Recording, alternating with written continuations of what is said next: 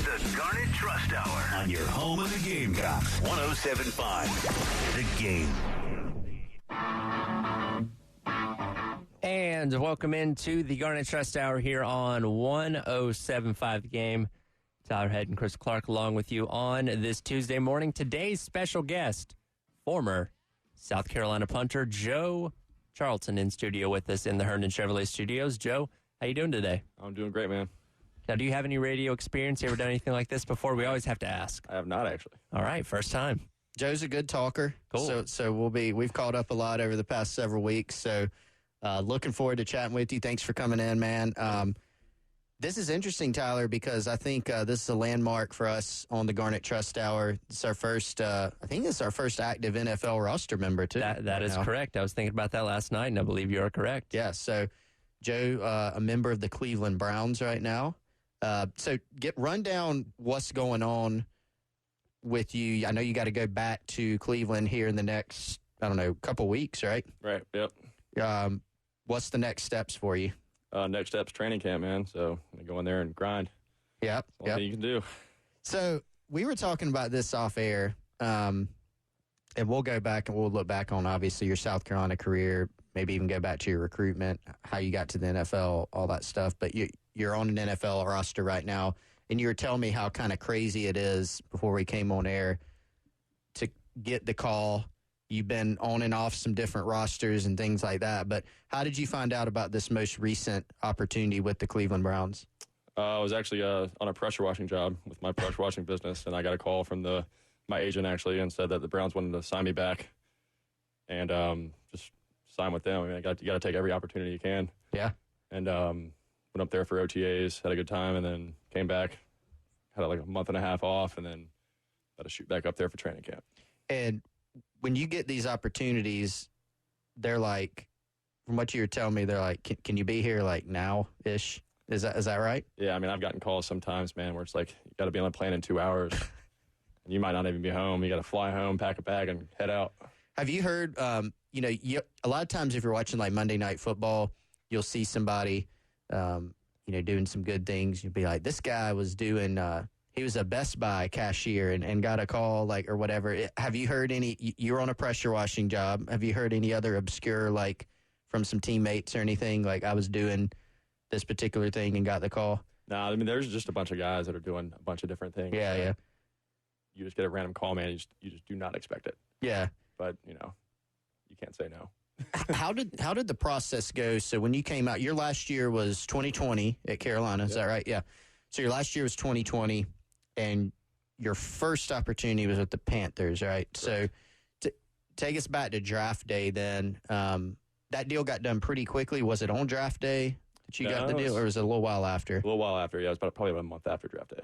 Okay. So how did that come together? What's that whole process like? Oh, I was actually door dashing at that time. Really? Yeah, I was door dashing. And got a call from my agent, said the Panthers wanted to sign me. So I was like, all right. And went up there. I didn't even work out for them. They just completely signed me because I think Pilardi, who was their current punter, tore his ACL. Mm-hmm. And so they needed a guy, and I was pretty much the closest guy there. So they picked me up, and, I played for them for a year and like 6 games maybe. Yeah.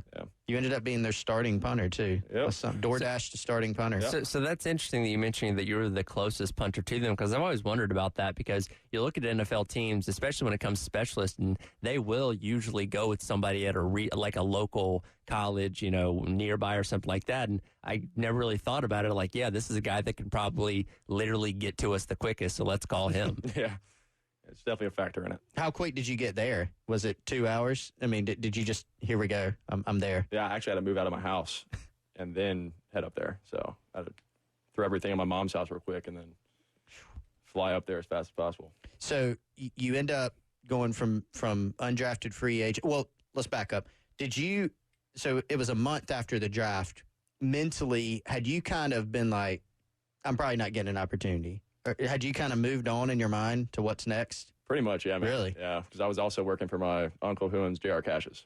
Yeah. So I was doing that and door dashing on top of it. Yeah. So. And then you get that call, and now your career is still going in the NFL. Yep. Did you envision that? Yeah, I mean, dude, once you get a foot in the door, yeah, you stick around for a while. Yeah. But it's really hard to get that foot in the door.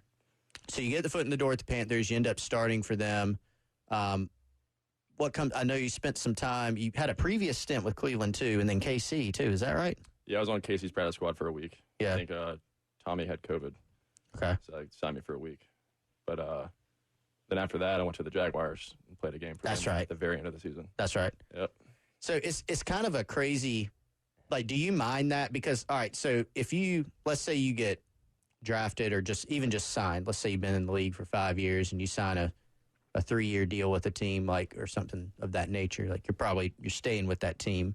When you're a practice squad guy or when you have like a short-term deal or you're brought in for training camp, like you really don't know day to day, like what's going to happen, right? Not at all.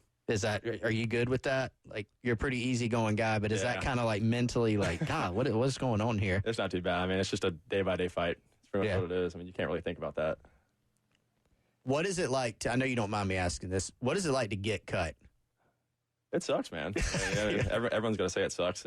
It's a terrible feeling, but I mean, after you get cut so many times, you kind of just get used to it. Right. So. And you go get another opportunity and roll with it. So you're literally just taking it day by day, like, all right, still on the roster today, still on the roster today. And, you know, when they do inevitably, I guess, call you into the office, you're like, well, you know, it's just part of it, right? Oh, yeah, man. We have there's been a bunch of teams on, too. It's like you go to a team and you have, like, one bad practice and you just, like, go, like, guys, it's nice knowing you, buddies. Nice knowing you. Might be here tomorrow, might not be. So you just joke about it after, like, I kind of screwed that up. Do you go, so how do you find out? Do you just wake up assuming you're on the roster and then, like, how do they let you know you're cut? Because you have different cut time periods, right? Like, you know, okay, before the year, they got to cut it down to 53 active plus a practice squad. But just during training camp, how does the cut process work? Like, do they just call in some guys every day? Like, is that literally how you find out? Pretty much. I mean, on cut day, they'll give you a call and just says, hey, like, GM wants to see you. Yeah. And then you kind of know. Then you just pretty much know that. It's like going to the principal's office. Pretty much. They pretty much say, bring your iPad. That's the knowing right there. Really? Yeah, bring your iPad. What's that signify? I mean, your iPad's pretty much your playbook. Oh, yeah, so you got to turn it in. That makes sense. So, and you mentioned me, like, in Casey for a week. Are they, like, putting you up in a hotel, or, like, how does the accommodating work there? Yeah, they put me up in a hotel. They pretty much put everyone up in a hotel. Like, they might give you a rental car. They might not. Just depends. That's very interesting. Do you think it would be worse to be? I remember on Hard Knocks, I can't remember which player it was, but it was a Miami Dolphins player, and he got called in, and he had gotten traded. And I think the guy was like a former first rounder too, and he got traded. And his question to the GM was like, "What'd y'all trade me for?" And he was like, "A couple picks." And you felt like the guy was like, "A couple picks," you know? Like, do you think that would be worse to get traded for or cut? Oh, easily cut. I mean, that's the worst. You get traded, at least you still got a job. Yes. I just meant mentally, like, oh, you're trading me? Like, what's the deal? I'd definitely rather get traded than cut. So you mentioned you have the pressure washing business on the side. Like, how do you kind of balance those two things? It's hard, man, because it's hard to find people you trust. So I pretty much run it by myself. I mean, I just started it a month and a half before I went to Cleveland and got that call. Wow. So I didn't have anyone else working for me. Came back from Cleveland after OTAs and thought I might pick up a couple jobs, might not. I'd rather just train. But if someone called, like, obviously I'd probably do it. Right. But I only got like a week and a half left.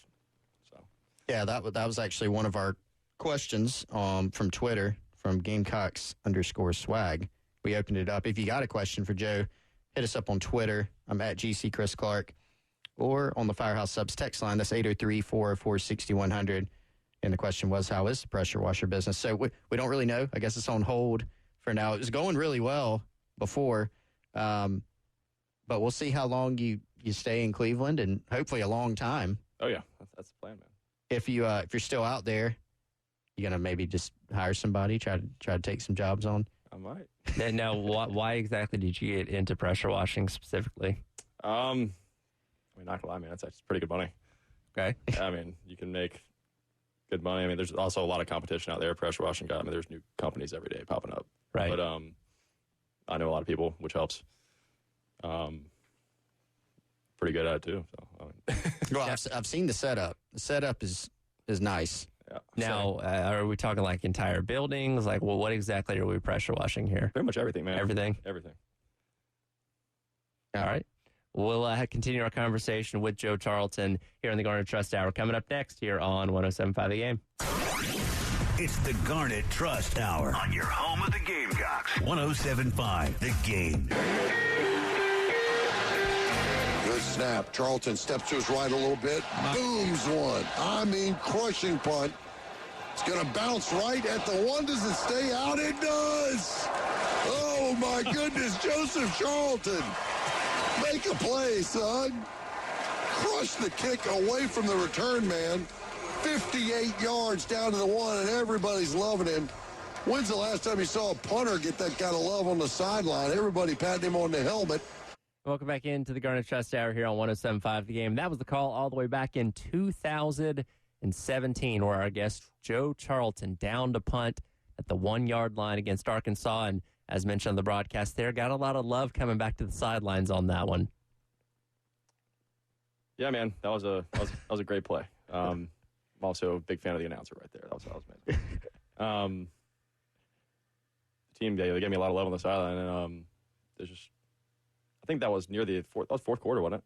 I believe so. It was late in the game. Fourth quarter, late in the game. They told me to just punt it as fast as possible and don't get it blocked. And that's what happened. So.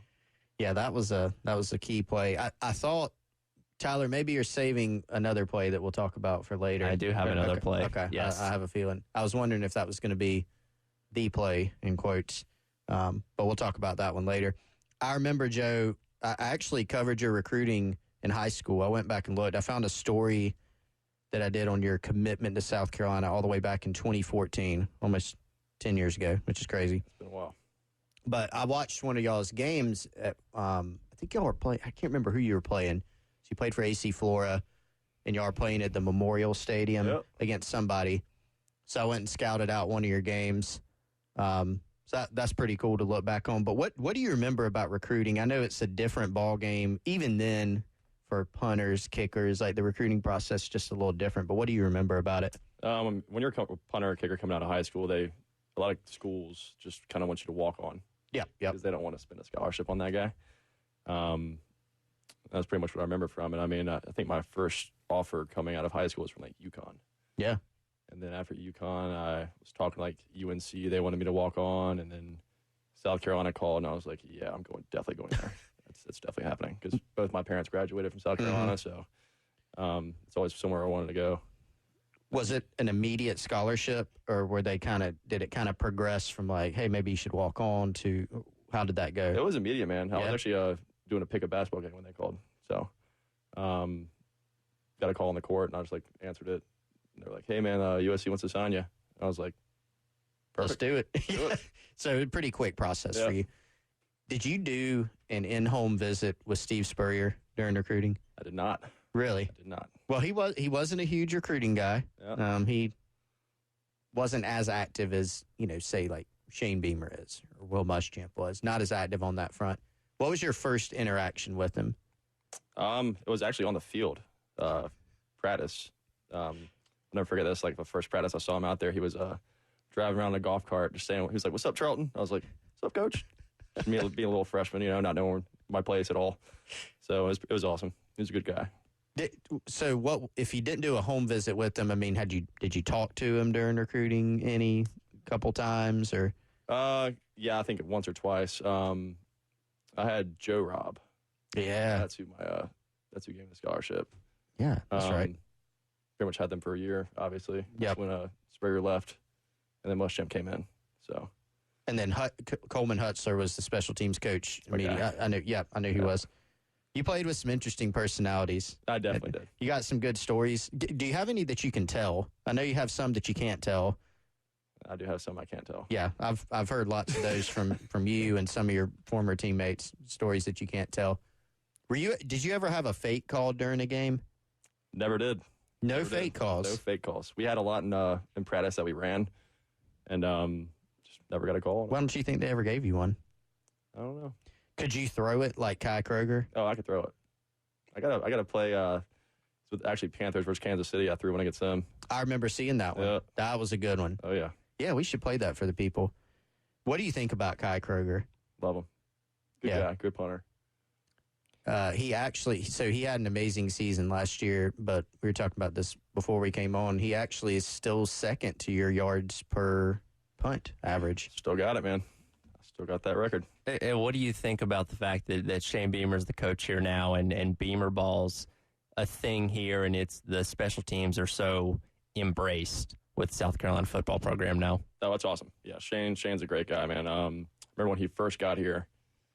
He's very big on like talking to former players and bringing them in and just keeping them around. And I talked to him. I sat in his office for about probably 45 minutes, just cutting it up, talking about everything. And he's a great guy, man. I respect him a lot. Do you still keep up with? I mean, both your parents went to South Carolina. You played here. Do you still keep up? Like, you watch the games every Saturday? Oh yeah, definitely. I try to as much as I can.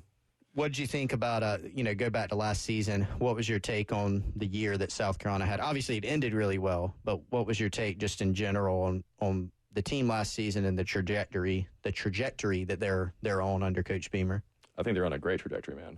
They're definitely I think they're finally getting out of building process. Mm-hmm. I got high hopes for them, man. I think they're gonna do great. I'm excited. What did you think during the Tennessee game?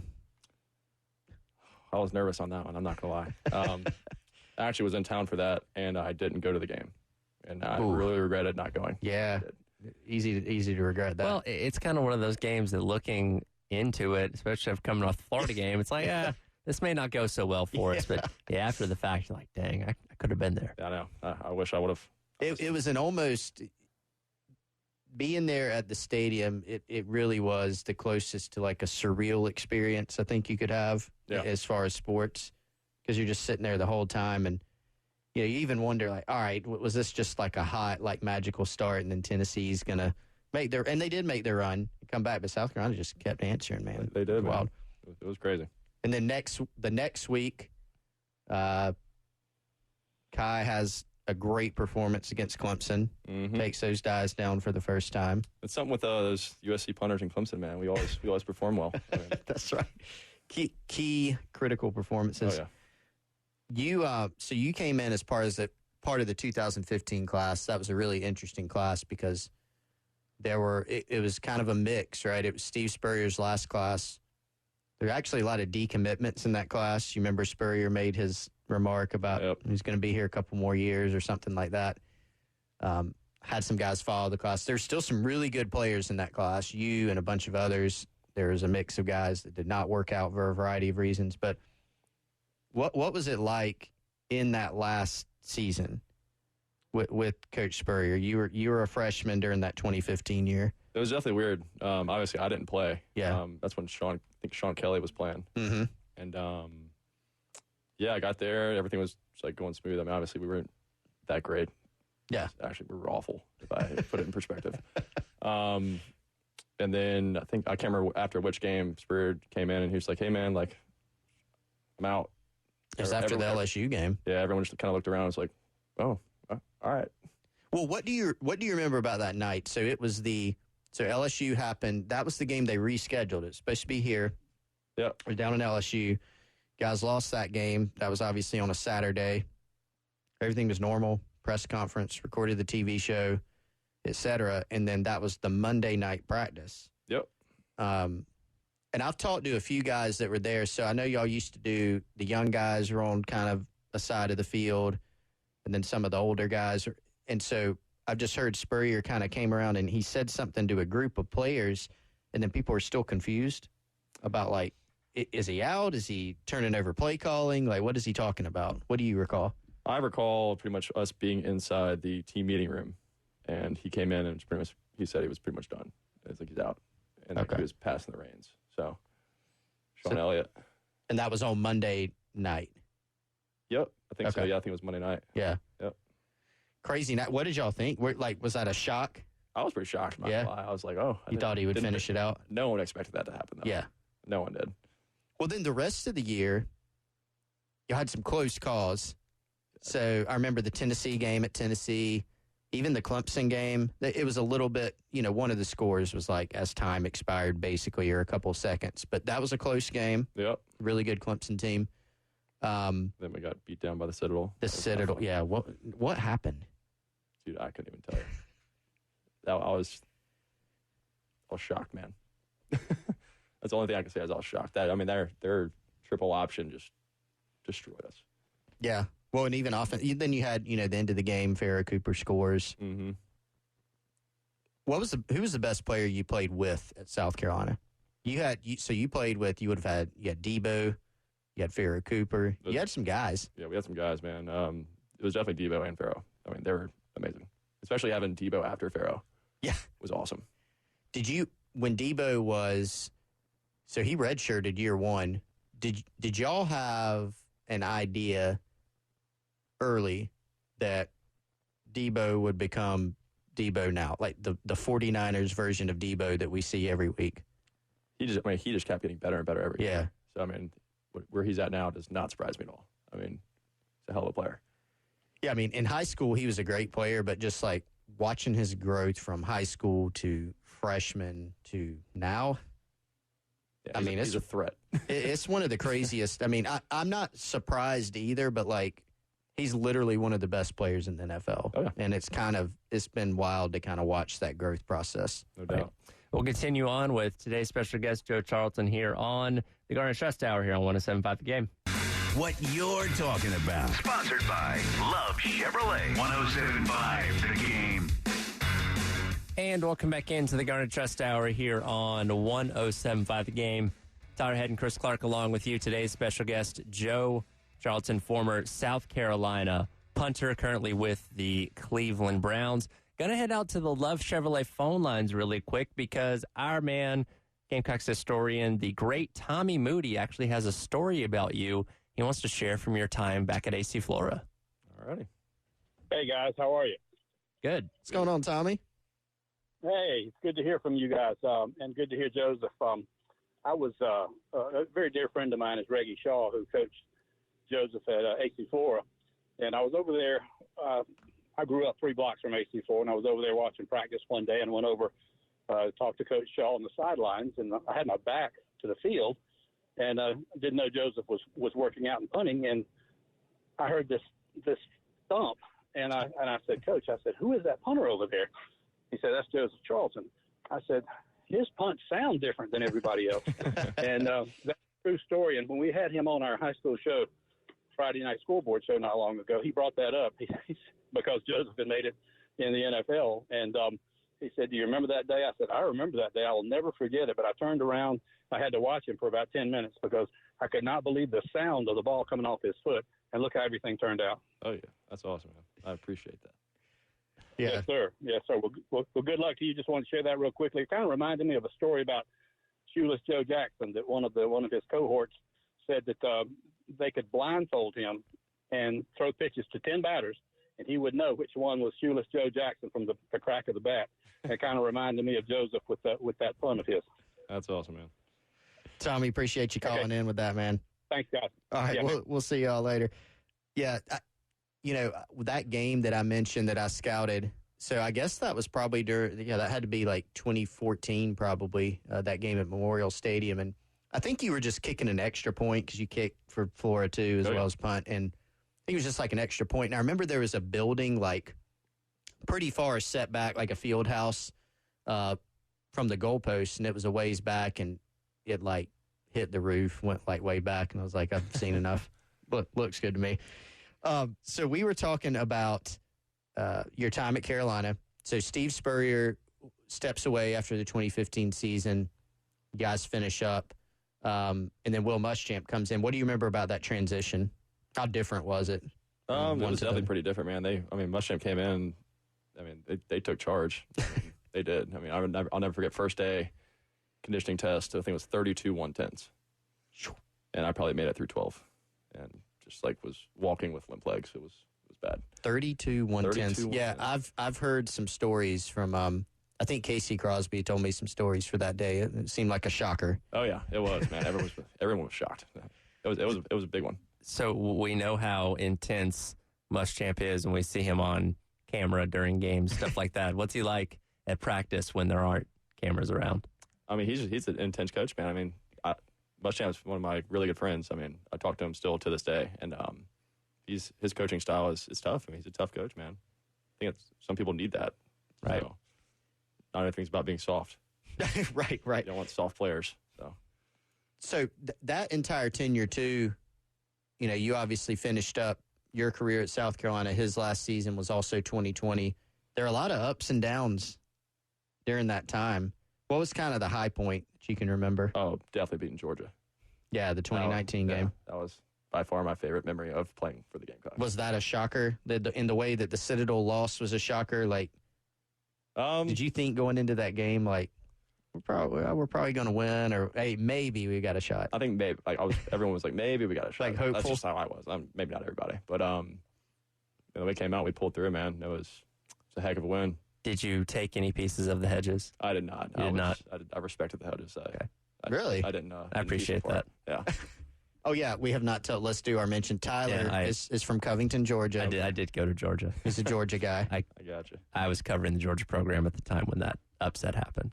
So I didn't steal your hedges, man. I promise. Okay, thank you. Muschamp stole some. I don't know. Yeah, he did. I mean, they took a picture of it. He at least had some. He since returned them. Oh, he helped regrow the hedges. Brian Edwards had a really good game in that game. Had a touchdown early. That's another guy we didn't mention that you played with. I mean, talk about Debo, Farrow, Brian Edwards, Shi Smith. Yeah. I mean, we had Israel McQuamu that game. Just with 3 interceptions. Yeah, Izzy had 3 picks. Javon Kinlaw. Kinlaw was huge. Kinlaw was a monster in that game. What about why did, let's get your perspective on this as a former player.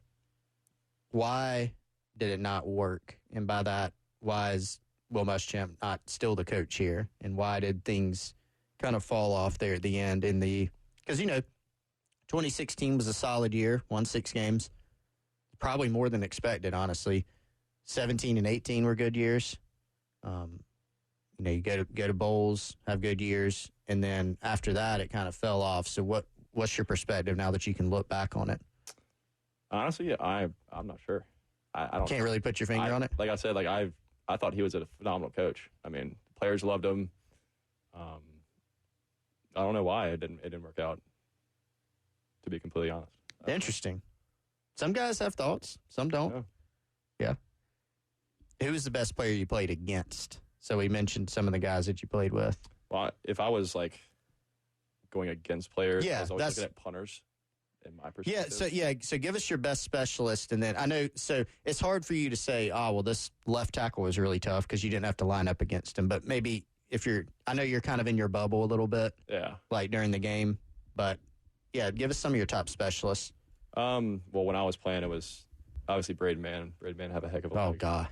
And they use those watermelon Adidas Rifles balls. Yeah, I was jealous. But and then Max Duffy, who is a rugby guy, which Kentucky. Don't even get me started on rugby punting. But we can start. But yeah, those are probably the 2 top guys. I mean, I don't feel like rugby guys should win a Ray guy, but that's just my opinion. So what's wrong with rugby punting? Do you feel like is it cheap or? I mean, it's definitely a way to get the most yardage. You can pad your stats a little bit. You can pad the stats easily, but I mean, you rarely see a rugby guy make it past that stage of college. So now, why do you think so many colleges have kind of gone that route of getting those kind of guys? Because they put up stats. I mean, why not? Yeah. That is kind of what it's about.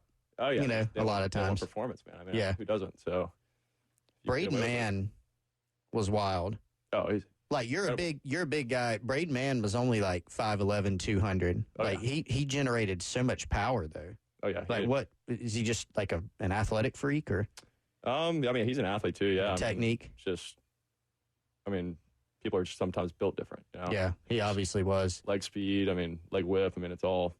Well, then he stripped the ball that year. Yep. He punted it. I think it was Brian had a really good run going, and Braden Mann comes and strips it out. I was at home, wasn't I? Mm-hmm. Yeah, I remember that. Yeah, that was a tough one. Oh yeah. Tyler, are we gonna? So that we're talking about Texas A&M. Are we gonna play the A&M clip on the other side? Yeah, I have the A&M clip ready to go. Don't worry about it. All right. I'm not. Yeah, I am concerned. We must have the A&M clip. Should we do that on the other side? I do my research. Yes. Don't worry. I know you do. Yeah, we'll come back with that and break down what happened on that play. Got up next. You are listening to the Garnet Trust Hour with today's guest, Joe Charlton, right here on 107.5 The Game. Broadcasting live from the Herndon Chevrolet Studios. This is 107.5 The Game. A great selection of new Chevys is available now at Herndon Chevrolet. The lot is packed with inventory and more is on the way. So shop your hometown Chevy dealer today. Stop by or shop online today and see why Herndon Chevrolet makes you smile. It's the Garnet Trust Hour On your home of the Gamecocks. 107.5 The Game. Here's Joseph Charlton, a punted away with 15 seconds. They come after him. Charlton's got to run. Joseph's got some room at the 30. They cross the 35 and picks up a first down for the Gamecocks with 9 seconds to go and avoided an absolute disaster because they had him up the middle of the field. That was not a planned fake either. That was a heady play by the punter that time because the same blocking scheme that Tennessee used was exactly what we said right there. And welcome back into the Garnet Trust Hour here on 107.5 The Game. A few more minutes to go, wrapping up with Joe Charlton. As mentioned on the broadcast there, that fake punt was not a designed one. That was a little bit of improvisation on your part, right? Oh, 100%. Yeah, I definitely saw that guy. Looked up. I mean, normally you got to kind of know your surroundings, but I caught the ball, looked up, and, I mean, he was just scotch-free. Like, came up the middle, and I saw him. I just kind of, like, waved him out and ran to the right. And just I mean, you faked him out great. Oh, like, yeah. You broke him on that. I got him. I'm not going to lie. I got him. But I think that's the worst of my fear. I mean, you got to get around that corner. Yeah. Got to get around that corner, and thank God I did. Now, did you think about putting the shoulder down and trying to get a couple yards? Or you're like, I'm getting a first down and sliding? Absolutely not. I'm not going to lie. A lot of people thought I knew where the first down marker was. I had no idea. You're just like, all right, defender coming. I'm It down. looked like a well-tactical slide, but I got lucky on that one. Self-preservation. Yep. I'll take the credit for it, though. Yeah, there you go. Well, now you've given it away, though. You should have just been like, yeah, I knew exactly what was going on. So that was a 10-yard rush. The unfortunate part about that play is rest of the game not so hot. And for a while, you were the leading rusher in the game. Yeah. I almost wish Rico Dowdle had gotten 3 less yards in the game, so you would have been the leading rusher in the game. 45 rushing yards for the game total. You had 10 of them. Yeah, that was bad. Whew. Do you even like that play given like the circumstances? Like, do you kind of have a fond memory of it, or is it just like, I do have a fond memory of it. Yeah. Then you think back on the game too. So I mean, it's just like it's a win-lose situation. Now, is that one of those things that, like, when it was happening, was it like almost slow motion, or did it just go by fast and you just kind of went off instinct? It went by fast. Pretty much off instinct. Yeah. I mean, that's all it was. Yeah. But that's definitely my college-wise. I mean, that's the best stadium you can play in right there. That Texas A&M stadium. It's wild. It's incredible. It's huge. Yeah, 100,000 something people. House that Johnny built. Yeah, the first game I ever played in there, I mean, I couldn't even hear myself think. It was so loud. That would have been 17 was the first time y'all 17. played there. Yeah, I was actually at that game. That was a really good game, actually. Wasn't there another play you were involved in? I think you told me about this one in the past. I don't know if it was a block. You were telling me somebody blew you up one time. Oh, from a day. You had to bring that one up, didn't you? Sorry. Yeah, that was Missouri. That was that monsoon game we had. Oh, home, yeah. Dropped a snap through my hands and then ran pick it up, and then I got blown up. And they played that clip in the facility for like a year straight. Man. Yeah. Just constant reminder of me getting absolutely destroyed on the field. They were just doing it to be funny, just to troll you? I don't know. It was just part of a highlight clip. I mean, because we won the game. I mean, you can't not play it because Parker, had a game-winning kick. They probably could have not included that play in the highlight package. They could have, that kind of somebody snuck it in trying to have some. Well, I think that was like they used to do the game of the week. It was like Yeah. I think that was a game of the week. Okay. And that's why it was included in there because they recorded everything. That makes sense. So you were telling me about some NFL rule differences between college and the pros.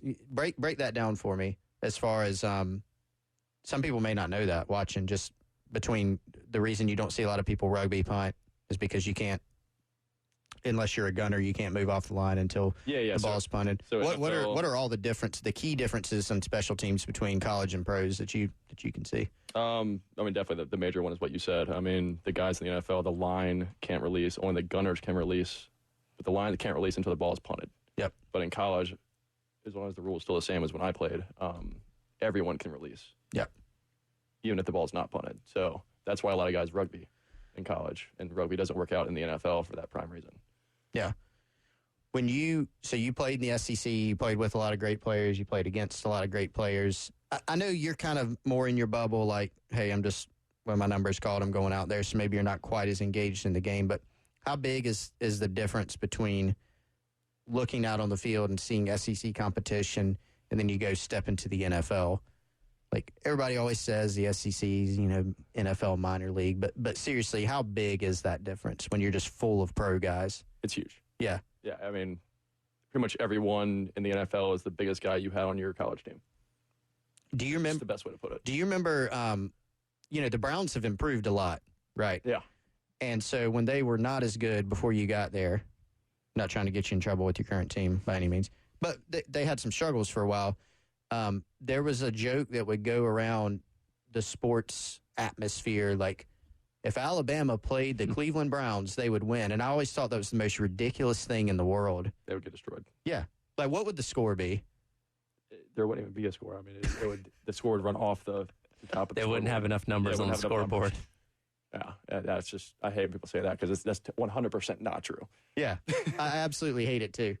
The other thing is the one where people think that they could go in an NFL game, MLB game, and like do a particular skill or play. Mm-hmm. Like I could have made that throw. Yeah. Like if I went in an NFL game, could I gain 1 yard? Probably not. Okay, no. I didn't think so. You get negative. I mean, I never claimed otherwise. I was just unless you have really good blocking, perfect in that. It has to be absolutely perfect, and nothing's ever perfect. Right. If the average person went an NFL game, would they even be able to get the punt off before they got hit? I mean, they might too. I mean, if you just catch it and kick it as fast as possible, it's not gonna be good. It probably hit the lineman in the head though, for sure.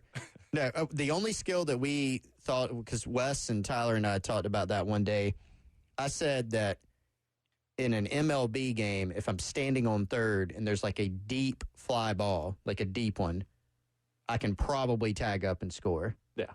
Like I can do that, but I can't really think of like anything I could do in an NFL game. Definitely couldn't make a field goal. Might be able to hold. Nope. Nope. No, I'd be so scared I would drop the ball. I don't think I could hold. You still have 300-pound linemen bearing down on you as a holder. Yeah, I mean, as a holder, I think like I would catch the ball and like mess it up, and then the kicker would like kick my hand and break it or something. Yeah, it's definitely a technique, man. Holding is definitely a technique. You held some in college. Yep. I think the biggest thing from college to NFL, though, holding wise, is that these NFL kickers, they're so particular. Really? Like how, and I learned a lot just from a lot of these guys because, like, I mean, from certain wind situations, you hold the ball different. Yeah. Like if it's going from a strong right to left wind, you might want to lean it a little bit more right just so it cuts through that wind. Right. Or a little more forward, a little more back. Like some guys are different. So I mean, like pretty much every team that I've been on, I've had a different guy who wants something different. Yeah. So you got to learn it. I've noticed that it seems like that's happened, and you know how it goes. Like everything from how guys are built physically, like because go watch a college game and 1989, 1990, your center's 250 pounds. So we're all so advanced, but even just like in the techniques of things, like I've noticed the tilt of the ball is different now, and oh yeah, we're not towing the ball with square toe shoes. Right, right. That's a big difference.